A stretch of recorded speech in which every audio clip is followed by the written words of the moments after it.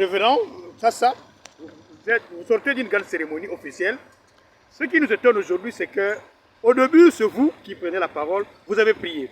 Mais dans le mental de l'homme, des Africains, de l'homme noir, on a tendance à présenter le gouvernement, l'officiel, comme étant l'ennemi de Dieu. Comment vous pouvez interpréter ça? Non, mais le gouvernement est né dans la Bible.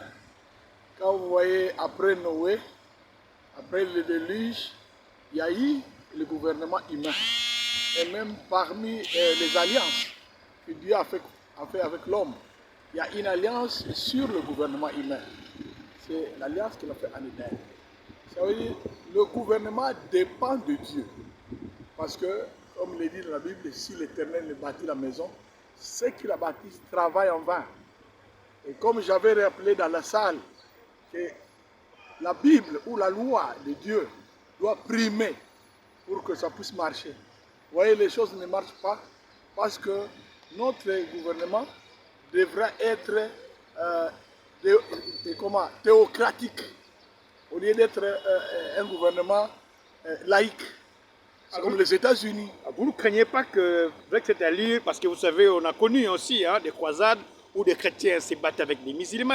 Est-ce qu'aujourd'hui, comme nous sommes dans un pays, bon, c'est vrai, nous sommes un pays laïque, mais la tendance est connue, est-ce que si nous entrons dans cette voie-là, ce ne serait pas un mobile, par exemple, pour que ce soit une terre de conquête, les gens se font la guerre, parce que c'est X religions qui priment. Est-ce que vous ne craignez pas une telle réflexion, une telle analyse, une telle décision? Notre pays est à 80% chrétien.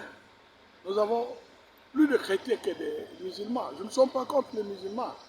Hein? Mais l'État aujourd'hui, d'ailleurs souvent la plupart de nos cérémonies se passent dans l'église catholique.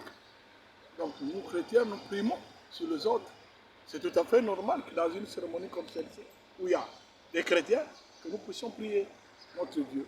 Révérend, ça c'est vrai, nous nous sommes retrouvés dans une situation qui est plus liée à votre secteur, à l'assiette. Mais la rentrée scolaire, après vous êtes parents, vous avez un petit mot par rapport à ces parents, à ces enseignants qui, c'est devenu un peu une rengaine à chaque rentrée, ils se donnent un peu de coups de bec. Un petit conseil par rapport à ça? Bon, là-dessus, je ne sais pas dire plus, parce que je ne suis pas du domaine. Oui, en tant que parent. Tout ce que je peux dire en tant que parent, c'est que nous avons besoin qu'il y ait amélioration de leur salaire.